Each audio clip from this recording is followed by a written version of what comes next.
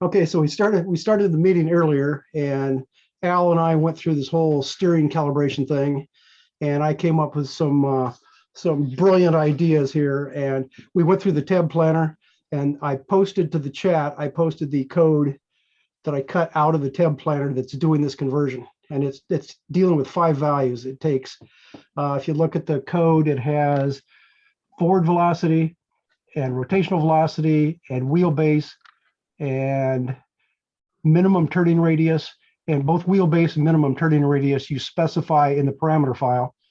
And the forward velocity and rotational velocity were generated by the tab planner, and the output of this is an angle. So those five variables relate all the steering angle and rotational velocity and your turning radius. It relates all that stuff together. So we went through some discussion and said you could either, to calibrate your steering on an Ackerman vehicle, you can either physically measure the angle at your hard stop, and let's say that comes out to 45 degrees. So you just go in and say, I want to scale 45 degrees to whatever your plus or minus A to D counts are at the hard stops. And that should give you what you need to make this work.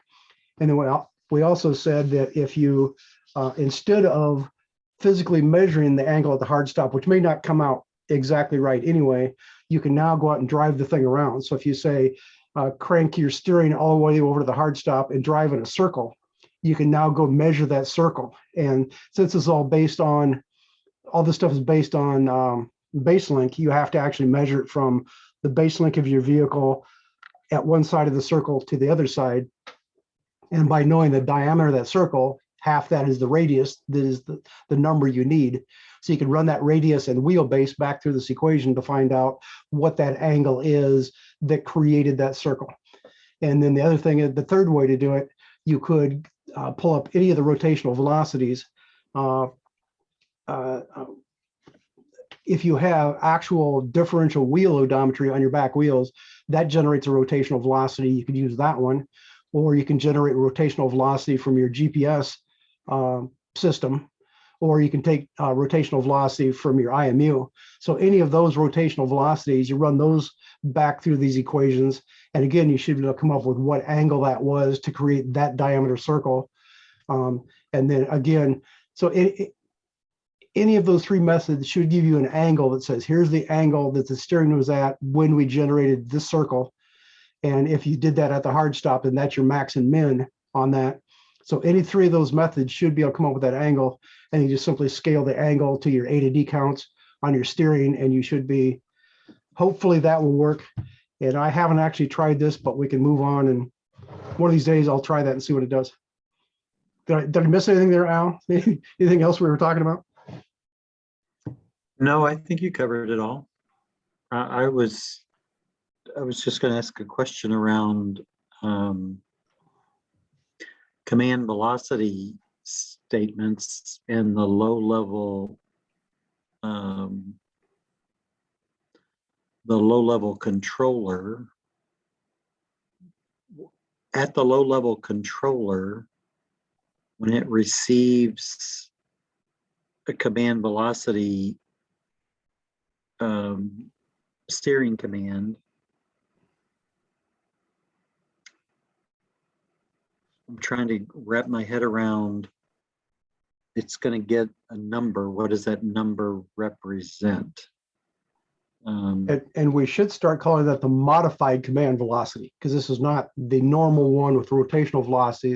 This is the one that tab planner generated with an angle in. So if we call that modified command velocity, hopefully that will alleviate a little bit of confusion. Now that modified command velocity in the second field, that's just a steering angle. Tab planner said, I want you to set the steering to this angle. So to you on the low level stuff, that's just an angle. That's an angle you want to set your steering at. And okay, that's so I have, you know, let's just say, you know, I've got an angle sensor that when it's going straight, it's 0. Let's just say it's an analog sensor and straight is 0 and hard left is 50. That's not the case, but let's just say it is. And let's say it's 50 counts, some arbitrary number. It's some arbitrary number off your sensor. It's Right. it's like an analog representation or some kind of position representation. Yeah, so 0 and 50 ticks. Okay.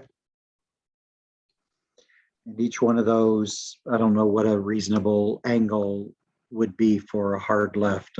You've done more angle. Let's just say 45 degrees. That's a reasonable thing that everybody should be able to grasp.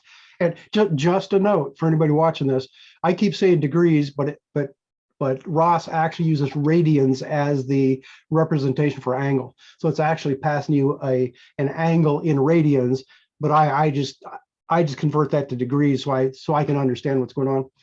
So at no time do you actually use degrees in here unless you could print out something, convert that and put it on the screen just so I say, oh, it says it's turning 45 degrees. I understand that, as opposed to saying pi over, I think it's pi over 4 is what that is, which means nothing to me. So I'm just trying, I'm just talking with you here just to think through and get my own understanding.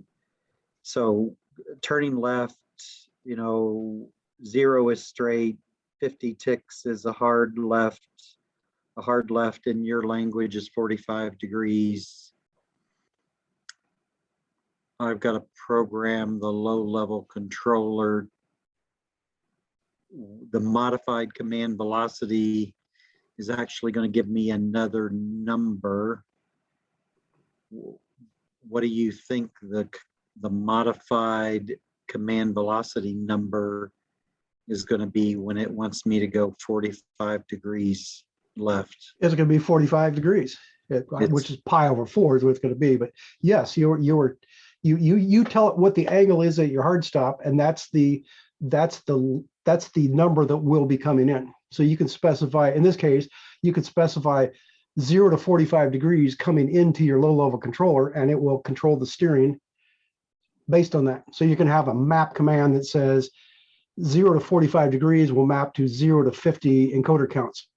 Right now you have one that says map ±1 to ± left hard stop counts. So just replace the numbers in that says, say 0 to 45 for going left and 0 to 50 for the counts on that, and that will scale the way you want it. So you think the Ross code is going to give me a number up to pi over 4? Once you get your parameters in the TEB planner adjusted, yes, that's what it will give you. You can make that TEB planner put out anything, but since we're trying to lock it to your actual vehicle, if your left hard stop is 45 degrees, we're going to constrain the TEB planner to say don't try to turn any sharper than that, and that's done by that minimum turning radius parameter. So you could set, if you wanted to, you could set that minimum turning radius to say 4 meters, and now it's only that your steering is only going to turn like say 22 degrees and never get close to the hard stop. So by just running that number up and down, and the other thing is we say minimum turning radius is one meter, it's actually going to try to turn the steering like 90 degrees, which we don't want it to do that. So you can run the numbers in the TEB planner up and down to adjust that and affect what numbers coming out of there. But if we've decided that your left hard stop is 45 degrees, then we assume that what's coming in is going to be 0 to 45 degrees because we're going to adjust it to do that. So you want to adjust that 45 degrees to your left hard stop, and then you should have what you need. So probably the more technically accurate answer is whatever the minimum turning radius variable is set at is the extreme data value that will be sent from the planner. You want to make it do that, but technically it's you're physically limited. Your vehicle is physically limited to whatever that hard stop is. That's what controls that whole thing. So it says Right. you can't turn any further than that. So that's why we have to measure that point and then tell it up above. So that tells us two things. Number one, we don't want to put out a number bigger than that because you'd smash into the hard stop if you don't have any Right. code to limit that. And the other thing is that's going to be our scale factor. So at the left hard stop, if that's 45 degrees, we want to say the number coming in at 45 degrees, map that to whatever the A to D counts for the left hard stop is. Right. So you go, so it's a couple step process. You go through a tuning process to figure out what the machine is physically capable of doing. I would call that a measurement process. We're going to do a measurement process to find out what your vehicle could do, because tuning is what you do on the TED planner. Once you get it to respond to 0 to your left hard stop, then you go to the TED planner and say, tune that. So say, don't try to turn any sharper than that. And if we're not turning sharp enough, it's just not going to perform well. That's cool. So measurement process, take the output of that, load it into the, amongst other things, the minimum turning radius, and then that, and tune from there. Basically, yes.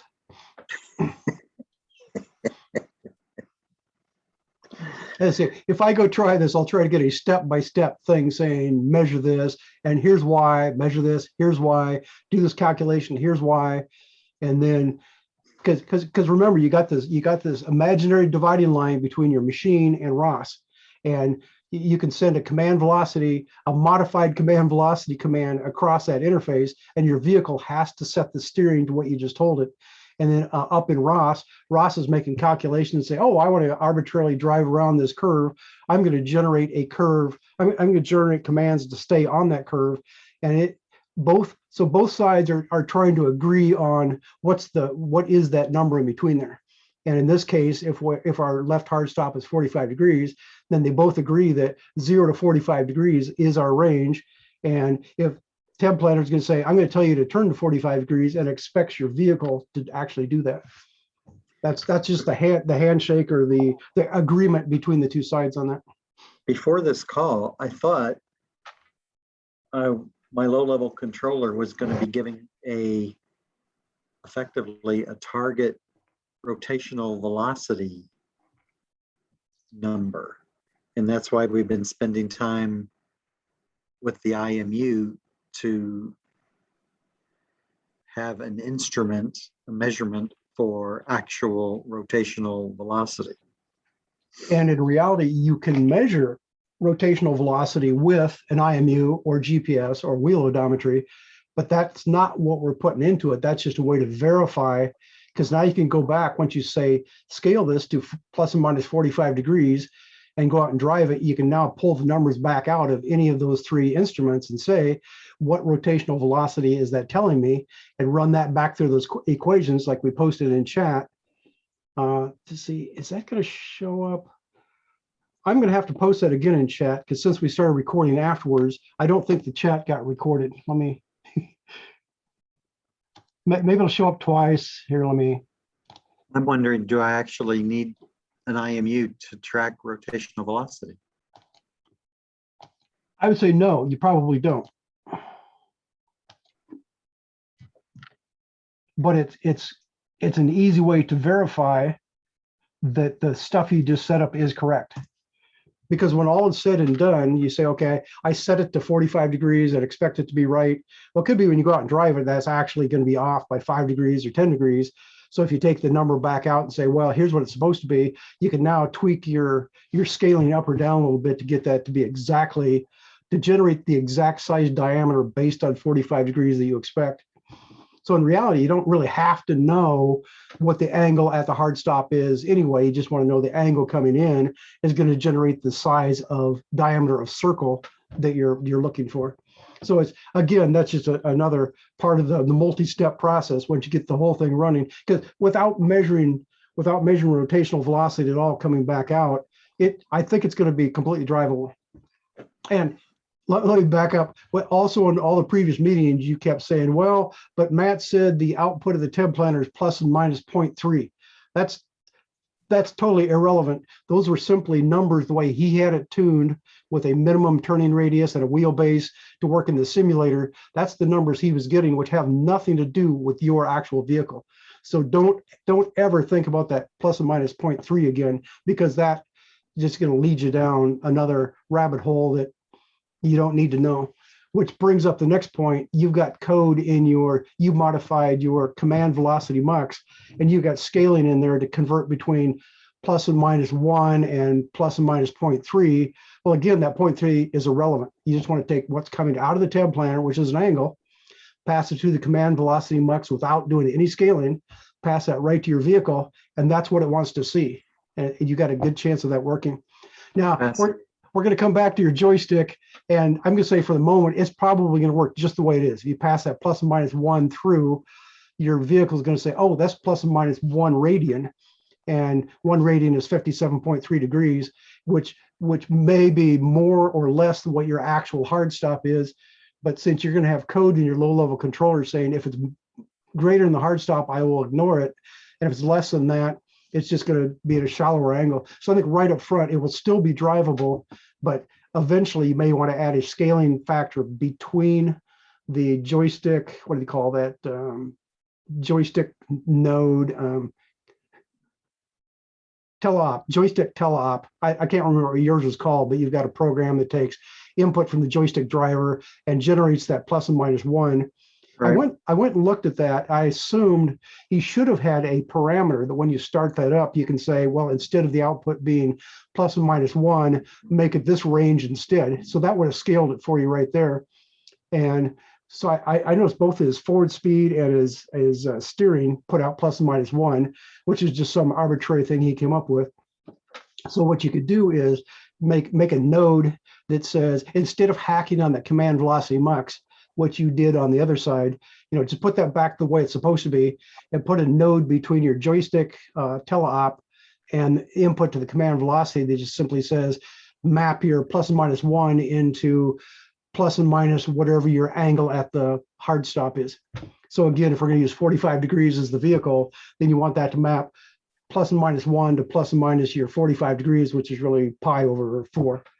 So that would finish it off then at that point. So your joystick will go from hard stop to hard stop the way it's supposed to. But I think even if you don't do that scaling, I think it'll still be drivable enough that once you put that in there, you can drive it around and then decide, do you need to add an extra scaling on that to make it just a little more to your liking, I will say. Interesting. Well, I guess I'm not sure it makes much sense to talk about spending time on the second IMU I just installed. Oh, but I did. I just spent time on a second IMU. And is it the same as your first one, or is it a different type? Well, it's the 080, and it's the one that has the, it came with the prepackaged, I think, H format data stream. And that's one from from Chip Robotics. Is that the one you're talking about? Okay, and that was like 3 meetings ago. We talked about that. If anybody wants to hear about all that. Yeah, but it doesn't provide it provides a relative magnetic change. It doesn't provide compass heading. If you start it up, it starts at 0, right? And it just says, okay, you started at 0, and it'll give you the distance, or it'll give you the rotational change, it won't point you north. Because I thought I needed rotational velocity. Well, I'm thinking at this point, it could be there's something in ROS that actually wants to see rotational velocity. Anything I've seen so far, I can't point to something saying anybody's actually using that. That's just a convenient thing these sensors will put out. And this is a case where I thought if we take the output rotational velocity, we can throw it into our own calculations to verify this thing. Now back to your sensor you were just talking about. I would think, since it's basically the same part, they're both the same part, and one gives you heading and one doesn't. Either you just have to pick up a different message, or there's just something funny about either the way it's calibrated or not calibrated or whatever on that. But not, I would say on that particular sensor, no, don't waste your time trying to get rotational velocity out of it, because you've got another one that will give you rotational velocity, or you can extract rotational velocity from your GPS. if you need to get that. Yeah, that's, so I'm, the other thing that I've been working on is I had neglected putting a speed sensor on my right tire. So I've 3D printed the holder for the speed sensor for my right tire and got that to installed so I can get that installed and have a ODOM statement as well from my, at the moment I have an ODOM statement generated from the GPS, the RTK GPS. Get the speed sensor installed on the right side as well as the left side, and can do an ODOM statement from that. So those are the things to work on. I am full up on USB ports now. I am maxed out, so I can't add any more sensors without adding more USB ports somehow. So I've got to stop and live with what I have and get out in the yard and start collecting data. So that's where I'm at. Okay. I see we burned up most of the time before we started recording today, but I can quickly go through a few things here. You know, several, actually from day one, I would randomly have a problem where my remote control, which everyone sees, what's that look like? Well, it looks like one of these. So it's my one I built from scratch, and inside it's got a little board from Adafruit that's got a LoRa radio on it, and then it's just got otherwise just got joysticks and switches that tie into that. But anyway, I'd have problems where I would start the thing up, and once you turn it on and release the eStop switch on that, the eStop relay on the vehicle should engage and give me power, and I can drive around. But just randomly, it wouldn't come on. I didn't know why. And after like 2 years of playing with it, it started getting worse one day. And one day I was out in the front yard and I turned it on. I stood there for like 5 minutes waiting for it to kick back on. It never did. So I popped the top open and I was banging on things and wiggling things. And that's where I finally found out that if I got, you know, this eStop switch that's in there, but just out of curiosity, do you get a full screen of me right now? I have a full screen of you and the switch. Okay, because I see a full screen of you. It does. Mine's not switching when you when I'm talking. It doesn't make it big. I was just curious on that. So anyway, I had this switch, and I think one of these two, it's a cheap little plastic switch, and when I'd wiggle the side, then my relay would kick in. So what I did was I just took that and replaced it with this switch, which is all metal, has a real nice feel, and it's got a decent switch built into it. As opposed, these are big industrial switches in here, which probably work great if you're running 10 amp motors. That probably works well. Whereas this one gives me a nice clean signal on that. So that the smaller one works better. Yes, it does. Jeez. Because the smaller one just has much better switches. They're probably gold-plated contacts and meant to be real switches. The other one's just a big bar that moves up and down against the two contacts like this, and so there's no wiping action, and depending on what the contacts, they're probably phosphor bronze as opposed to gold plated. So anyway, I haven't had any problems since I replaced that, but it might just be a matter of time. So that seemed to, I'm hoping that solved that problem. The other problem I was talking about several meetings ago is that I had a runaway with my robot. I was just driving down the sidewalk, and I realized I was moving the joystick, and it was ignoring me. It was just going to continue going straight at a slight angle. And at first I just panicked, and I thought, oh, what am I going to do? And I think I might have been able to get the eStop to turn it off. And I decided, well, okay, I'll drive it and see what it does. So I drove it around, and I think maybe one other time that day it did the same thing.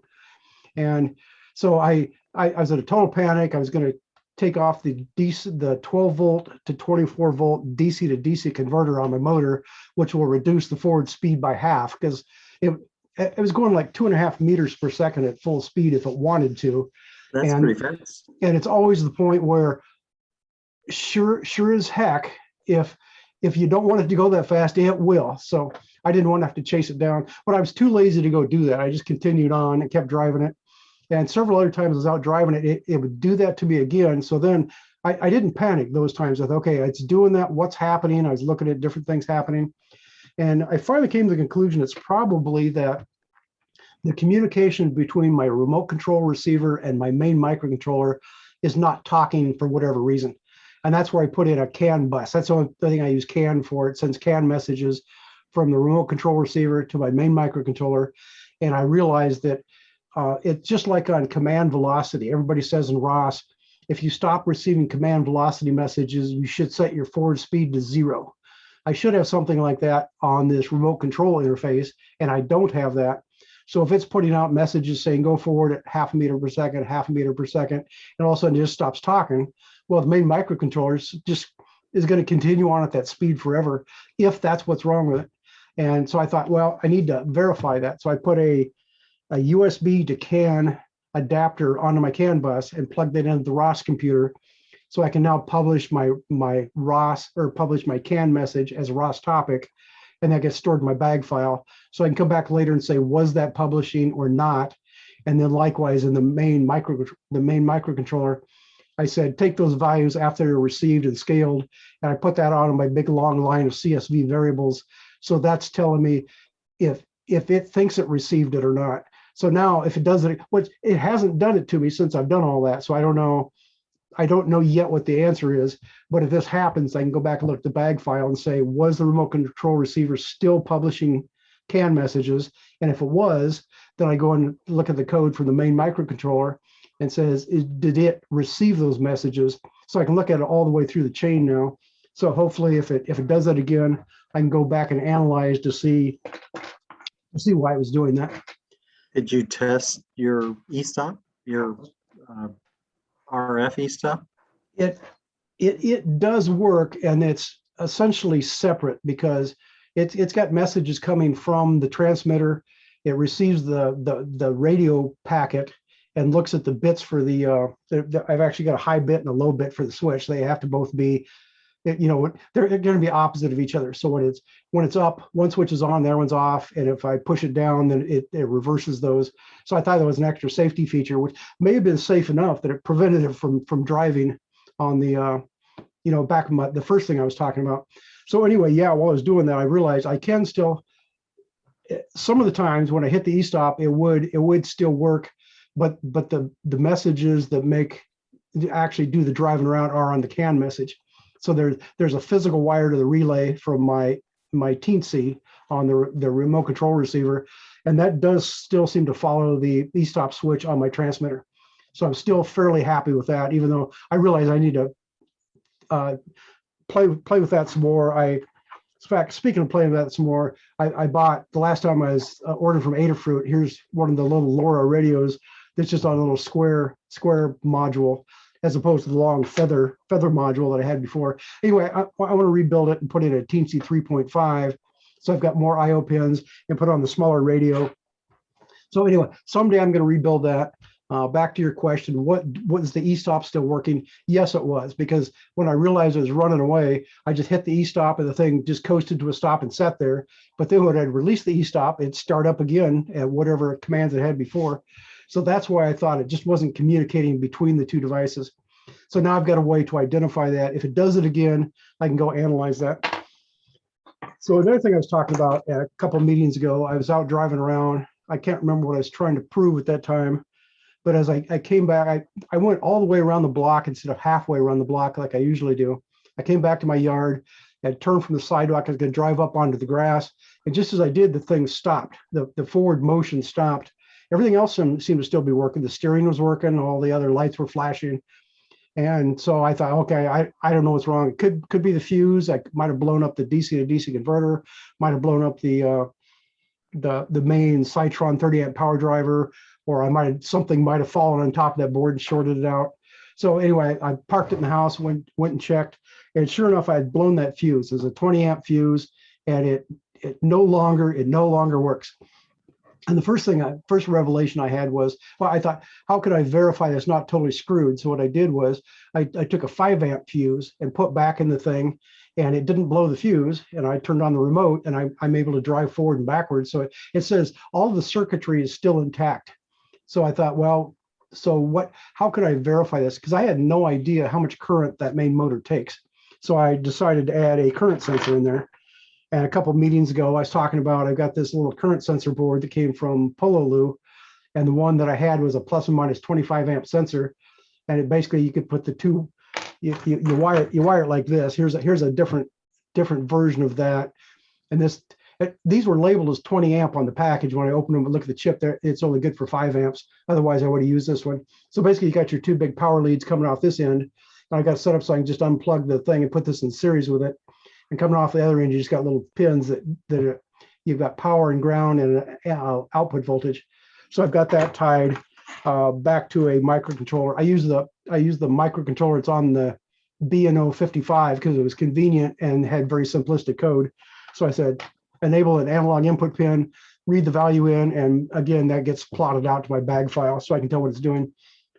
And I found out that with it still, the motor's still running at 24 volts. I put it on the sidewalk and pointed it down the sidewalk to slam the joystick to full forward. So I had a step function from 0 to full power. And it went down the sidewalk, and I let up and it stopped. I backed up and did that, and I drove back up onto the grass again. I went and looked at my numbers, and it turns out the A to D pegs out at 30 amps. The sensor says it's 25 amp sensor, but it goes beyond that. And the A to D was clipping that at 30 amps. So it was actually probably like 35, maybe even 40 amps total peak on that. And I thought, well, that seems to be somewhat of a problem because of the parts that I have. So I thought, well, maybe just dropping the motor down to 12 volts instead of 24 will solve most of my problems. So I took out the 24 volt converter and went out and drove it again. And the first time I did the same thing. I lined it up, said go full forward. It went down. I said full backwards and drive up in the grass. I went and looked at the plots, and I saw all the plots, at least the plot for the current coming off that B&O 55 teensy. When I said go to full power, I'd come along like this. The power came up like that and it started to come down, and also the logging stopped. It just stopped completely. I could see the rest of the stuff, all the odometry and everything else was still logging, but that one stopped right there. I thought, well, that's odd. And so I went back out and ran the same experiment again and came back, looked at the numbers. It did exactly the same thing again. And I thought, well, maybe it's because that big current spike of 30 amps or whatever it's putting out now, because it was actually going to be less. I think it dropped it down to like 16. No, it dropped down to like 20 amps. I could actually see the peak at 20 amps when it was doing that, but something was dying. And I later realized it was taking out my entire USB interface. I got two cables coming off the laptop. The first one goes to a 4-port hub that drives both GPS receivers and both IMUs. And the other cable comes out, goes to the bottom box with a 4-port hub, and that talks to my main microcontroller and my steering sensor and my LED strip and all that kind of stuff. And I later realized it's taken out the entire USB hub on that top box. So everything stopped logging at that point. And I thought, well, it's got to be something to do with current. And it wasn't doing it with that 24 volt converter in there. You really shouldn't run motors on a converter like that in the first place, because when you say to decelerate, it's trying to push current back into your battery. Well, it's pushing pushing current into that converter, and it doesn't really like that. So anyway, it was happy enough that it didn't crash everything when I was doing that. But now when I took that out and I had direct power to the motor or direct power to the driver board, now it was crashing my USB for some reason. So I looked at it and I realized I had we'll say this is my main power wires coming out. They're like 12 gauge wires that go between my fuse block and the Citron board. And then I had my USB cables. Let's see, we'll claim this is a USB cable. USB cables were laying on top of that and running parallel to it. So the two going to the IMUs were on top of that. And I thought, well, maybe that's enough of a current pulse to confuse my USB. So I just redressed all the wires. So I moved the power wires out of the way, and I pulled everything else up and tied them up and went out and tried it again. And then it didn't crash, at least that one time. And I could see that, my maximum current as I accelerate was like 20 amps. When I went to drive back up in the yard, it was still 20 to 22 amps or something. So cutting the voltage down solves part of my problem there. And I finally realized that my biggest problem is that motor just wants a lot of current. So what I ended up doing was replacing its 20 amp fuse with a 30 amp fuse. And my main fuse, it turns out I had a 20 amp on that. I thought it was a 30, but I replaced that one with a 40 amp fuse. So coming right off the battery, got a 40 amp fuse. And then going to the motor driver, I got a 30 amp fuse now. And it looks like hard acceleration only goes up to 20 amps. So I think all that is going to be more or less happy. But the outcome is that I've got a current sensor on the motor, and I can now log that. So in the future, something happens, I can go look at the current, what it was doing. And then I ordered these, which are, I ordered these on Amazon. It's a 50 amp, plus or minus 50 amp converter. And it's got big, here's one of the chips off the thing. I don't know if you can see that, but it's got these big, thick power leads coming off the thing. And the little boards just have, it's just an SO8 IC on there. So the little tiny pins on there, 2 pins are the input current and 2 pins are output current, which means you're putting 12.5 for that sensor. It's rated to put 12.5 amps through each one of those little SOIC pins, which I would have expected to blow that right off the board. And when I was running, I was getting over 30 amps through the thing. So then I decided to get this one, which has the bigger power leads and works the same way. I just have to scale it differently. So I took this one and replaced the one on my main motor, and took the 25 amp one and put on the RC servo that's on my steering, so I can see the current coming out of that now. And I had no idea how much current that took either. And most of the time it doesn't go above 5 amps. There's a couple little spikes that might go above 5 amps, depending on what I'm doing with it. So I can now measure all my currents, and that gets logged to a bag file. And if I ever have any problems, I can go back and look at that. And there's probably a few other things. Oh, one of the other things was when I got the new sensors that are 50 amps, and they gave me a different scale factor. So what I did, I took the two sensors like this, and I hooked them in series. Well, anyway, I hooked the two in series like that, and that way I had 2 sensors in series reporting the current. And it turns out that the scaling factor I had for the new big one wasn't correct. It's off by a factor of 5 divided by 3.3, because they said, here's the optimized values for 5 volts, but I'm running on 3.3 volts. So if you take 5 divided by 5 divided by 3.3, it gives you 1.515. So I just multiply my output by that, and they're looking on the screen. Now the 2 plots line up exactly. So I'm pretty sure that's close now to what I want. Other than that, I can't. I could have got into much more detail on that, but that's basically where I'm at right now. And then I think it was last night I was going through indexing the old videos on steering, and I got so aggravated. I said, no, it's got to be like this. And so Al and I talked about that before the meeting started today, and that's where the meeting started off, was saying, okay, I've come to this conclusion. That's what you got to do. And I think I've got 2 more videos left to index, and then I've got the 2 videos that are audio only, and YouTube will not accept those.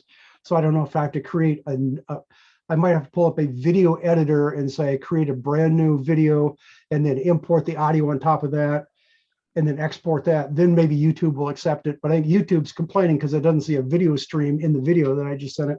So I still need to work on that and decide what to do with it.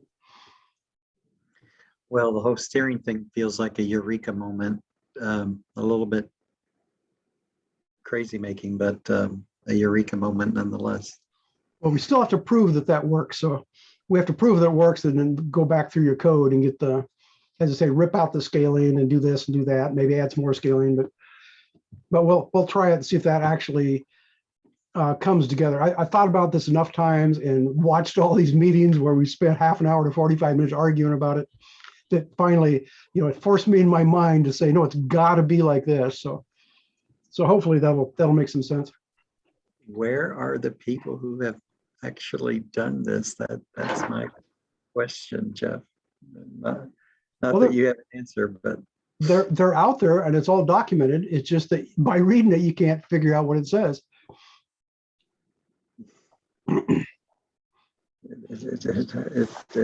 It's perplexing to me why it's not more accessible, I guess. And usually when they explain it, they assume you already know how it works. So as they explain it, they don't touch on all the details that, oh, by the way, you think it does this, but it doesn't. And I think that's a lot of the problem on this stuff. So one final thought. This is the second time I'm recording this meeting. So when this is done, it looks like it automatically starts a conversion process. Well, the other thing is the last meeting we did, I didn't end up with any chat showing up after the conversion. I don't know if that's simply because, let's see, how do I save chat? I don't know if it's because we didn't do any chat during that meeting or it doesn't automatically save it. So I just now saved the chat to make sure I've got a copy of that. So when this is over, it should automatically start the conversion, and about an hour or two later, I can then say upload that to YouTube, and that takes like another 2 hours. And then I'll see about the, we only had like 4 or 5 indexing spots, so that should go fairly quick. And if I do it right away instead of waiting 2 weeks or 3 years, it's much easier to do the indexing also. So hopefully by the end of the day, I'll have this video up. Good deal. Thanks for helping, Jeff. So here I'll stop the recording.